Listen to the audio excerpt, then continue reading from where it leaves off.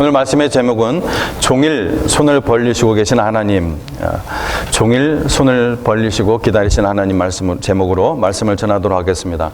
성경 전체를 숲이라고 한다면은 이 아무리 좋은 숲이라도 그 숲속에서 계속해서 나무만 살피다 보면은 이런 말 많이 들어보셨죠? 그 숲속에서 나무만 살피다 보면은 그 숲속에서 헤맬 수가 있죠. 정말 그 아름다운 숲을 보지 못하고 오히려 그 숲속에서 헤맬 수가 있습니다. 근데 이 로마서가 특히 그렇습니다. 로마서가 계속해서 어려운 어떤 구절들이 있기 때문에 그것만 계속해서 주의 깊게 보다 보면은 오히려 더 말씀을 이해를 못해요. 그래서 오늘 제가 이 설교의 큰 프레임은 이렇습니다. 먼저 제가 오늘 본문 본문의 설명을 전체적으로 간략하게 요약을 하고 그 내용을 성경 전체에 비추어서 하나씩 살펴보면서 나가도록 하겠습니다.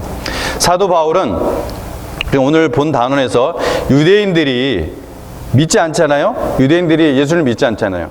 유대인들이 믿지 못하는 것은 듣지 못해서 또 알지 못해서가 아니라 이런 점을 선지자들의 예언을 들어서 논증을 합니다. 18절 상반부에서 그러나 내가 말하노니 그들이 듣지 아니하였느냐? 그렇지 아니하다. 자, 사도가 말씀하는 그들은 당연히 누구를 가리킵니까? 유대인들을 가리킵니다. 이스라엘 사람들을 가리켜요. 그리고 18절 후반부에 이렇게 얘기를 합니다. 그 소리가 온 땅에 퍼졌고 그 말씀이 땅끝까지 이르렀도다 하였느니라. 이렇게 한 말씀은 사실 시편 19편 4절 말씀을 인용을 한 거예요. 사도 바울이 구약에 있는 말씀을 인용을 한 것입니다. 시편 19편을 읽어보면은 이 구조도 그렇고 그 내용도 그렇고 참 신기해요. 왜냐하면은 독특하게도 이 로마서 1장에서의 3장까지의 내용을 딱 축약해 놓은 듯한, 그것을 시로 축약해 놓은 듯한 그런 내용이에요. 그래서 그것을 또 3분의 1씩 이렇게 딱 자르면은 탁탁탁 또 그게 맞아요. 원래 제 눈에 그렇게 보여요. 시편 19편 1절 말씀이 이렇게 나옵니다. 하늘이 하나님의 영광을 선포하고 궁창이 그의 손으로 하신 일을 나타내는도다. 즉 창조주 하나님께서 이 자연을 통해 하나님께서 만드신 그 피조물을 통해 신이 계시는구나. 흔히 우리나라 사람들의 말은 조물주가 계시는구나. 어떤 창조자가 계시는구나. 이런 것을 알 수 있도록 깨닫도록 드러내셨다는 거예요. 이게 19편 1절의 말씀입니다. 그리고 딱 그 중간에 가보면은 중간 19장 7절은 여호와의 율법은 완전하여 영혼을 소성시키며 여호와의 증거는 확실하여 우둔한 자를 지혜롭게 하도다. 이 말씀은 아까는 자연 계시를 얘기했죠. 근데 지금은 특별 계시를 얘기해요. 여러분 특별 계시가 뭐죠? 특별 계시? 배우셨죠? 성경. 하나님께서 기록된 자연 계시는 희미하잖아요. 근데 이 특별 계시, 즉 성경을 통해서 그 신이 바로 유일하신 여호와 하나님이심을 기록하시고 계시하셨다는 거예요. 그게 19편 7절의 말씀입니다. 그리고 마지막 19장 14절 이렇게 말씀이 나옵니다. 나의 반석이요 나의 구속자이신 여호와여 내 입의 말과 마음의 묵상이 주님 앞에 연락되기를 원하나이다. 그 여호와 하나님이 기록된 그 여호와 하나님이 이제 나의 반석, 나의 구속자, 나의 주님의 그런 관계가 되었을 때 비로소 하나님을 아버지로 깊이 알 수 있게 됐다는 것입니다. 그런 의미예요. 자, 19절 상반부 말씀이 또 이렇게 되어 있습니다. 그러나 내가 말하노니 이스라엘이 알지 못하느냐. 그러므로 유대인이 너희가 듣지 못하였다고? 알지 못했다고? No! 이렇게 얘기한 다음에 성경 두 곳을 또다시 인용을 합니다. 먼저 모세의 신명기 32장 21절을 인용하는데요. 내가 백성이 아닌 자로서 너희를 시기하게 하며 미련한 백성으로서 너희를 노엽게 하리라. 지금 하나님께서 이방인을 선택하시겠다는 그 내용의 말씀을 모세가 예언하고 있는 거예요. 또 둘째로 이사야 65장 1절을 인용합니다. 내가 나를 찾지 아니한 자들에게 찾은 바가 되고 내게 묻지 아니한 자들에게 나타나노라. 자, 이 모세와 이사야가 예언한 이 공통점은 이스라엘이 배척한 예수 그리스도의 그 복음이 이방인들에게 옮겨지게 될 것을 이것을 예언하고 있습니다. 이사야 선지자는 물론 이 예수님께서 오시기 전 약 1500년 전에 사람인 이 모세까지도 이것을 예언으로 기록했다는 점에 참으로 경탄을 금할 수가 없습니다. 하나님이 모든 민족으로 하여금 하나님께 돌아오도록 하기 위해서 선택한 민족, 소위 말하는 선민, 이 이스라엘이었는데 이스라엘은 어떻게 했었다고요? 21절 말씀에 이스라엘에 대하여 이르되 순종하지 아니하고 거슬러 말하는 백성에게 내가 내 손을 종일 벌렸노라. 순종하지 아니하고 거슬러 말했다는 거예요. 거역하면서 그 이스라엘 백성이. 그러나 하나님께서 그 손을 거두지 않고 계시다는 것입니다. 여기서 종일이라는 말은 날마다 쉼 없이 쉬운 말이죠. 그리고 내 손을 벌렸노라는 표현, 엄마가 혹은 아빠가 아기를 안으려는 자세로 어서 돌아오기를 기다린다는 그러한 시각적 표현으로 묘사를 하고 있습니다. 이것이 오늘 말씀 전체의 요약입니다. 이제 좀 더 숲속으로 그 안으로 들어가서 살펴보도록 하겠습니다.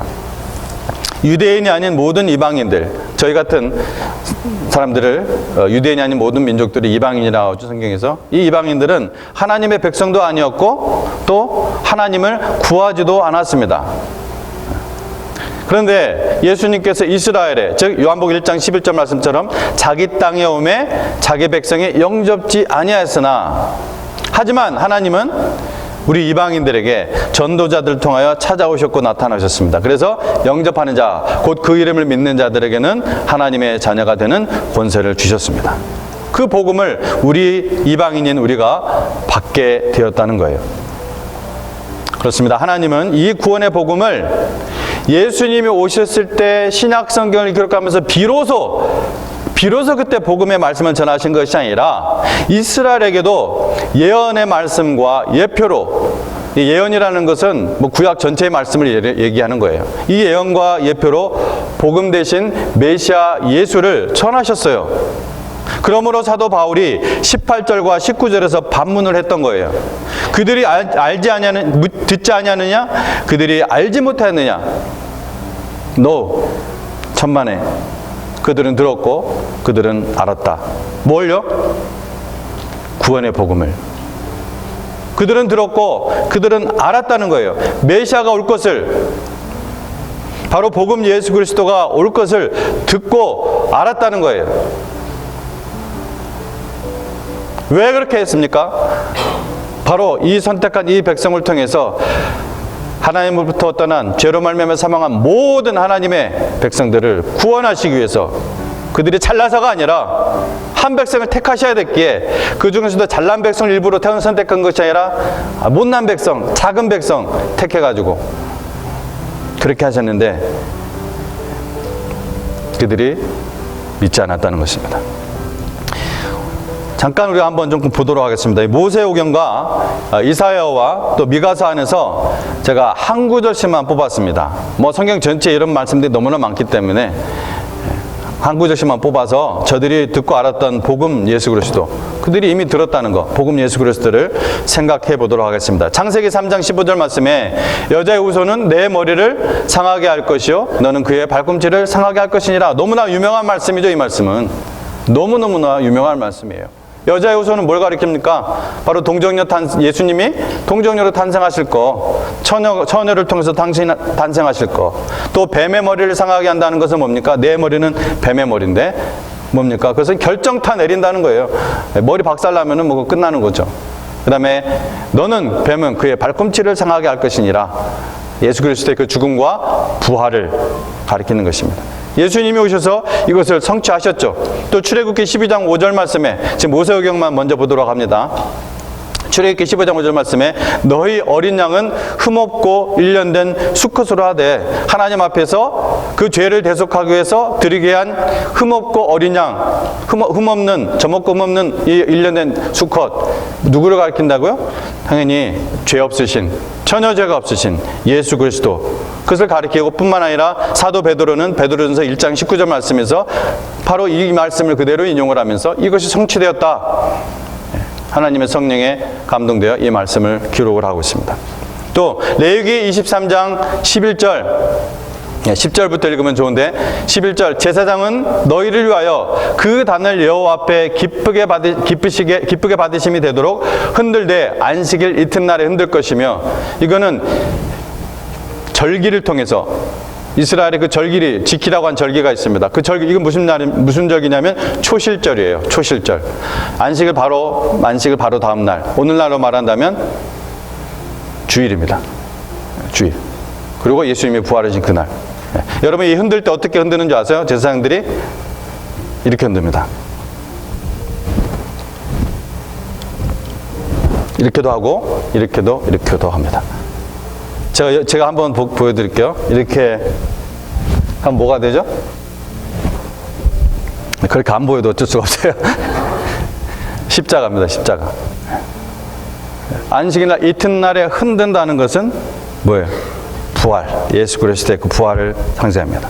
그래서 이것을 사도 바울이 고린도전서 15장 20절에서 설명을 하고 있어요. 이제 그리스도께서 죽은 자 가운데서 다시 살아 잠자는 자들의 첫 열매. 한자로 하면 뭐예요 이게? 초실. 예. 저게 무슨 절기라고요?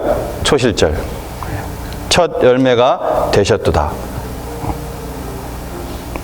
그 다음에 민수기 21장 9절 말씀, 너무나 유명한 말씀이죠. 이 말씀도 모세가 놋뱀을 만들어 장대 위에 다니 뱀에게 물린 자가 놋뱀을 쳐다본 적 모두 살더라. 하나님 앞에서 심판을 받아서 이스라엘 백성들이 계속해서 하나님께서 구원해 내셨는데 하나님을 거역하고 하나님께 불평하고, 예. 또 모세 리더십에 대해서 반기를 들고 이러니까 하나님께서 불뱀을 보내서 죽여버리시죠. 이스라엘 백성들을 심판을 하십니다. 그 죽어가고 있는 그들 앞에서 모세가 중보기도를 할 때 하나님께서 놋뱀을 만들게 합니다. 놋뱀을 만들어서 그 장대 위에 달고 뱀에게 물린 자가 그 놋뱀만 바라보면은 살도록. 아니 하나님께서 불뱀에 물려 죽어가고 있으면 그냥 기적으로 치유해 주시면 되는데, 아니면 어디 가서 약을 구해가지고 낫게 한다든지, 아니면 뭐 손을 얹어서 낫게 한다든지. 근데 독특한 사인을 보이죠. 그죠? 놋뱀을 만들어 장대 위에 단 겁니다.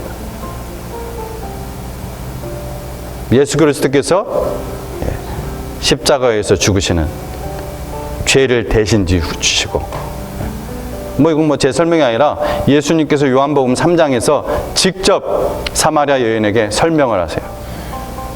이 놋뱀을 바라보는 자 구원받듯이 나를 바라보는 자들이, 예수 그리스도 믿음의 눈으로 바라보는 자들이, 구원받을 것이라는 믿음 바라보는 자들이 영적으로 살아날 것이다. 신명기 21장 23절 말씀에 그 시체를 나무 위에 밤새도록 두지 말고 그날에 장사하여 나무에 달린 자는 하나님께 저주를 받았습니다. 이 말씀도 역시 어떤 말씀이에요? 예수 그리스도께서 나무 십자가, 그렇죠? 그 십자가에 의해서 죄의 저주를 대신 받으심으로 받으셨던 그 사실을 예언하는 말씀이죠. 근데 독특하게도 더 자세하게 시체를 나무 위에 밤새도록 두지 말고 그날에 장사하라고 했습니다. 예수님께서도 바로 그날에 장사했어요. 하루 넘어가지 않고 해 지기 전에. 유대인들은 해 넘어가면 어떻게 돼요? 다음 날로 넘어가잖아요. 해 지기 전에. 너무나 자세하게 기록이 되는 게 이사야 23장 9절 말씀, 그는 강포를 행하지 아니하였고 그의 입에 거짓이 없었으나 그의 무덤이 악인들과 함께 있었으며 그가 죽은 후에 부자가 함께 있었으다. 여러분 예수님이 십자가에 달려 돌아오실 때 좌우에 누가 있었어요? 강도가 있었습니다. 네. 그들도 같이 죽은 거예요. 그의 무덤이 악인들과 함께 있었으며 그가 죽은 후에 근데 부자와 함께 있었도다. 어느 무덤에 들어갔죠? 부자 사람 아리마대 요셉. 성경은 정확하게 그 말씀을 기록해놨습니다. 여러 번 나와요. 그 요셉이 미리 준비한 그 무덤에, 사실은 자기를 위해서 미리 만든 무덤인데, 부자 사람 아리마대 요셉의 무덤에 묻히게 됩니다. 그 다음 미가서 5장 2절 말씀, 이 말씀도 아주 유명한 말씀이죠. 베들레헴 에브라다야, 너는 유다 족속 중에 작을지라도 이스라엘을 다스릴 자가 내게서 내게로 나올 것이며 그의 근본은 상고의 영혼에. 누구밖에 없어요 이런 분이? 하나님밖에 없습니다. 상고의 영혼에. 이스라엘, 하나님을 믿는 그 모든 백성들을 말하는 것이죠. 저와 여러분까지 포함한 얘기입니다. 근데 독특한 것은 베들레헴 에브라다라고 해서 너무나 구체적으로 해놨어요. 왜 베들레헴 에브라다라고 했냐면은 당시에 이쪽 유다 땅이 아닌 북이스라엘에, 그때 북이스라엘에 남과 북이 갈렸을 때잖아요. 이때요. 남유다 북이스라엘로. 북이스라엘 스불론 지역에 베들레헴이라는 이름이 있었어요. 똑같은 이름이 있었어요. 그래서 그거 헷갈릴까 봐 베들레헴 에브라다야, 유대 땅에 있는 에브라다야, 이렇게 아주 구체적으로 성경은 기록을 해놓고 있습니다. 메시아, 즉 그리스도로 오시는 예수님에 대한 예언은 여호와 하나님께서 이 외에도 많은 선지자들을 보내셔서 말씀으로 또 기록된 성경으로 전하셨어요. 그 예수님께서 지금으로부터 약 2000년 전에 오셔서 메시아가 오면은 이런 일들을 해야 할 것이다 라고 그 예언한 기적들을 많은 사람들 앞에서 베푸셨습니다.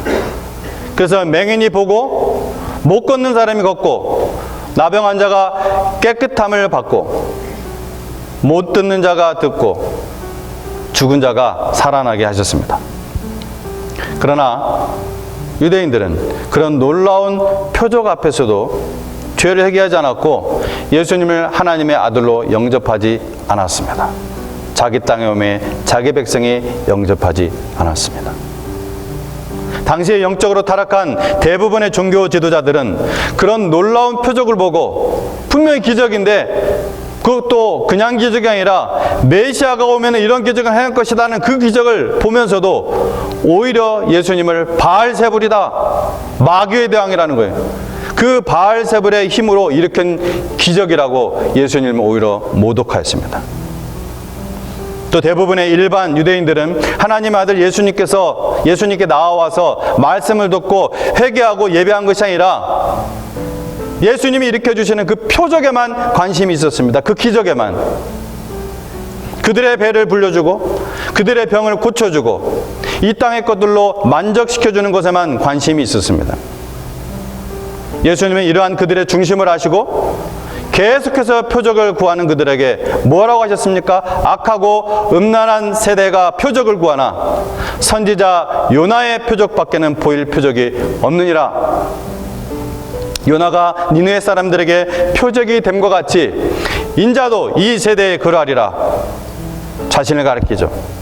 요나가 밤낮 사흘 동안 큰 물고기 뱃속에 있었던 것 같이 인자도 밤낮 사흘 동안 땅 속에 있으리라. 심판 때에 니느웨 사람들이 일어나 이 세대 사람을 정죄하리니 이는 그들이 요나의 전도를 듣고 회개하였음이거니와 요나보다 더 큰 이가 여기 있음이라. 요나를 보냈을 때도 그의 말씀을 듣고 그 악한 그 니느웨 사람들이 회개하였는데, 요나가 가리키는 궁극적인 그 메시아, 내가 직접 와서 이렇게 함에도 회개하지 않는다는 것입니다. 그래서 너희에게 보여줄 표적은 내가 죽고 3일 동안 땅에 묻혀 있다가 3일 만에 부활하는 것, 이거밖에 없다. 결국 예수님께서 말씀하신 대로 십자가에 달려 죽으실 때 그들은 그때 뭐라고 했습니까? 그는 징벌을 받아 하나님께 맞으며 자신의 죄악으로 고난을 당하는 것이요, 남은 구원한다고 하면서 자신은 구원할 수 없단 말이에요. 그는 구원자 그리스도 메시아일 수가 없소. 또 예수님이 그 후에 부활하셔서 3일 만에 부활하셔서 바로 승천하신 것이 아니라 무려 40일을 사도들뿐만 아니라 수많은 제자들과 함께 하시며 뭘 하셨다고 했습니까? 하나님의 나라를 가르치셨다고 했습니다. 그 하나님의 나라를 가르치시고 사명을 주시고 땅끝까지 이르러 복음을 전하라, 이 사명을 주시고 승천하셨습니다. 이 부활과 승천을 목격한 많은 증인들이 그때부터 목숨을 걸고 예수님을 전하였을 때 그들은 뭐라고 했습니까? 그 예수당 사람들이 예수님의 시체를 훔쳐갔다. 그것도 말이 안 먹히니까 예수님이 죽으신 것이 아니라 잠깐 기절했다가 깨어난 거다. 말도 안 되는 온갖 억지를 부린 그런 자들이 바로 온 민족들에게 하나님의 생명의 복음을 전하라는 그 사명을 받았던 유대인들입니다. 로마서를 기록한, 지금 이 로마서를 보고 있는데, 이 로마서를 기록한 바울도 원래는 대부분의 유대인들과 마찬가지로 예수님이 하나님의 아들이요 그리스도라는 이 사실을 믿지 않았습니다. 예수님을 믿는 유대인들을 핍박하고 또 교회를 찬멸했습니다. 그래서 시리아에 있는 다마스커스죠. 그 다마스커스로 도망한 퍼진 그 예수 믿는 사람들을 잡아 가두고 하기 위해서 이 다마스커스에 세워진 교회를 찬멸하기 위해서 대제사장에게 위임장을 받아가지고 그 다마스커스로 가다가 그 도중에 예수님을 만났습니다. 예수님이 찾아오신 것이죠. 너는 왜 나를 핍박하느냐? 너는 이방인에게 복음을 전하도록 택한 나의 그릇이다. 우리 주 예수 그리스도의 그 부르심과 택하심으로 사도가 된 바울은 생명의 말씀, 구원의 말씀, 천국의 말씀을 듣고 그리고 그것을 들고 예루살렘과 온 유대야, 사마리아, 아시아, 유럽 온 세계에 전하러 가게 됩니다. 사도 바울은 어느 곳에 가든지 먼저 유대인들에게 하나님의 약속을 받은 그 책임이 있는 유대인들에게 가서 먼저 복음의 말씀을 전하였습니다. 그러나 사도 바울이 얘기합니다. 우리의 전한 것을 누가 믿었느냐? 이 말씀처럼 유대인들은 그들의 죄악을 회개하지 않고 믿지 않았습니다. 이건 예언된 말씀이에요. 오히려 말씀의 능력으로 복음을 전하는 그 사도 바울을 방해하고 핍박하고 죽이려고 했습니다. 회개하지 않았고 순종하지 않았습니다. 그러자 사도 바울은 선언을 하죠. 사도행전 18장 6절 말씀에서 너희 피가 너희 머리로 돌아갈 것이요 나는 깨끗하니라. 나는 내 사명 다 했다 이거예요. 너희 피가 너희 머리로 돌아갈 것이다. 이후에는 어디에로요? 이방인에게로 가리라. 사도 바울이 이렇게 얘기를 합니다. 유대 민족에게는 기록된 말씀과 선지자의 전파를 통해 복음을 전해 주었지만 죄를 회개하지 않았고 불순종했습니다. 그런데 이 복음을 이방인들이 믿은 거예요. 이를 인하여 하나님께서는 이스라엘을 어떻게 하셨다는 거예요? 시기나게 하고 또 노엽게 하시라는 말씀이 오늘 본문의 말씀이에요. 그렇다고 하나님께서 이스라엘을 완전히 버리신 것은 아닙니다. 하나님께서 지금도 하나님의 그 두 팔을 벌리시고 이스라엘 사람들을 기다리고 있습니다. 그리고 회복될 날이 분명히 옵니다. 그건 하나님의 약속입니다. 21절 말씀에 이스라엘에 대하여 이르되 순종하지 않냐고 거슬러 말하는 백성에게 내가 종일 내 손을 벌렸노라. 하나님은 이스라엘에 대한 구원의 계획을 버리신 것이 아닙니다. 이것은 단지 이스라엘에게만 해당되는 것이 아닙니다. 여러분, 우리 주에도 복음을 믿어야 되는데 믿지 않는 사람들이 많습니다. 하나님께서는 이런 자들에 대해서도 항상 손을 벌리고 계십니다. 그러므로 하나님이 포기하지 않은 사람을 우리가 쉽게 포기해서는 안 되는 것입니다. 저는 영화를 이렇게 보면은 이렇게 준중하게 끝까지 보지를 못해요. 좀 답답해서. 그래서 중간 내용은 내가 모르겠고, 그 스티븐 스필버그 감독의 라이언 일병 구하기라는 영화가 있습니다. 그 내용이 뭐냐면은 그 라이언 일병 한 명을 구하다가 거기 그 대위와 같이 갔던 그 8명의 병사들이 다 죽습니다. 다 죽고 라이언 일병은 구해요. 그러면서 그 죽어가면서 그 대위가 나는 네가 8명의 목숨을 버리고 구원할 만한 가치가 있는 그러한 사람이기를 바란다 하고 죽습니다. 우리를 구원하기 위해서 예수님께서 먼저 생명을 버리신 뒤에 여러분 얼마나 많은 사람들이 이 생명의 복음을 계속해서 전파하고 전수해 주기 위해서 우리에게 그 고귀한 생명을 버려 이 진리를 계속해서 우리에게 내려오겠는지, 그것은 교회사가 말해주고 있습니다. 수천만 명이, 여러분, 수천만 명이 피를 흘리며 죽었습니다. 왜요? 하나님의 긍휼과 자비는 온종일 그 손을 벌리시고 계시기 때문입니다. 그 손을 거두시지 않습니다. 하나님께서 하루 종일 손을 펴고 계시다는 것은 바로 우리를 향한 하나님의 그 사랑을 보여주시는 말씀입니다. 하나님께서 펴고 계신 그 손은 우리의 죄악과 질고를 대신 짊어지신 그 손입니다. 나의 죄 지은 손과 발 대신에 주님의 그 손과 발을 십자가에 내어 주셨습니다. 우리의 악한 생각 대신에 주님의 머리를 그 가시면류관에 내어 주셨습니다. 나의 마음속에 악한 범죄 대신 그 옆구리를 관통하여 올라오는 심장을 찌르는 그 피로 내어 주셨습니다. 그래야 주님의 양손과 양발, 그리고 머리와 심장에서부터 터져 흘러나오는 그 옆구리의 물과 그 피, 이것이 우리의 어떠한 죄도 다 사실 수 있는 그러한 사죄의 피, 능력의 피가 된 것입니다. 그러므로 성도 여러분, 낙심하시지 마십시오. 시편 13편 15절 말씀에서 시편 기자는 내 시대가 주의 손에 있사오니, 내 시대가 누구의 손에 있사오니?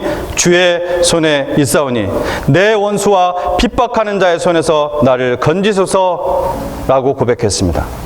과거 이스라엘 백성들이 아말렉과 전투할 때 모세의 손이 들릴 때마다 승기를 잡고 여호와 니시, 승리의 깃발을 꽂을 수 있었습니다. 천국 시민인 그리스도인의 싸움은 혈과 육의 싸움이 아니라고 한 말씀처럼 우리의 원수는 인간 원수가 아니라 우리를 유혹하고 우리를 시험에 들게 하고 병들게 하고 사망에 이르기까지 하는 사탄 마귀인 것입니다. 그러므로 여러분, 이 싸움은 사람의 힘으로 이길 수 있는 싸움이 아닙니다. 인간 모세는 지쳐 파리에 내려올 때마다 아론과 훌이 받쳐 주어야 됐지만 우리 하나님의 손은 하루 종일 내려오지 않습니다. 오늘도 나를 향해 하루 종일 펴신 그 팔로 다가오시는 이 하나님의 역사를 붙잡는 성도가 되시기를 주님으로 축원드립니다. 마지막으로 이 자리에 예수님을 믿지 않고 회개하지 않고 영원한 사망의 그 절벽으로 가고 있는 분 계십니까? 자기 힘으로 어떻게든지 이겨보기 위해서 발버둥 치고 있는 분이 있습니까? 여러분, 예수님께서 복음을 전하시면서 제자들에게 씨 뿌리는 자의 비유를 말씀하셨습니다. 생명의 말씀의 씨앗을 열심히 뿌리지만 길가에 떨어진 씨앗은 싹이 나기도 전에 공중의 새가, 즉 마귀가 그 말씀을 먹어버립니다. 지금 제가 하는 말들은 예수님이 직접 설명해 주신 말이에요. 제 해석이 아니라. 돌밭에 씨앗이 떨어진 씨앗은 싹이 나기는 하지만은 뿌리가 내리지 못해서 곧 말라 시들어 버립니다. 돌밭 같은 마음, 돌 같은 마음, 딱딱한 마음. 가시밭에 떨어진 씨앗은 싹이 나서 잘 자라는 것 같지만 가시 덤불에 막혀서, 즉 세상의 온갖 근심 걱정에 막혀서 열매를 맺지 못합니다. 생명의 말씀, 천국 복음의 말씀이 전파되지만 길가 마음, 돌밭 마음, 가시덤불 마음은 들을 귀가 없습니다. 생명의 복음을 담을 마음이 없습니다. 오직 옥토에 떨어진 씨앗만이, 그 씨앗만이 싹이 나서 자라 30배, 60배, 100배의 결실을 맺게 된다고 예수님은 말씀하셨습니다. 그리고 이 가르침을 예수님은 마치시면서 뭐라고 말씀하셨느냐? 들을 귀 있는 자는 들으라. 제발 들어달라, 제발 이해해달라, 일단 믿어라. 절대로 그 얘기 안 하십니다. 이건 우리에게 기회를 주시는 것입니다. 들을 게 있는 자는 들으라. 귀가 있어도 듣지 않아 영원한 불구덩이를 향한 많은 유대인들을 향해 슬픔과 아픔이 가득 묻어난 말씀입니다. 여러분의 있는 모습 그대로 하나님께 겸손히 내어드리십시오. 하나님께 여러분의 마음을 옥토로 만들어 주시기를 지금 구하십시오. 그 살아계신 하나님을 알게 되고 만나게 될 것입니다. 기도하겠습니다. 하나님 아버지 감사합니다.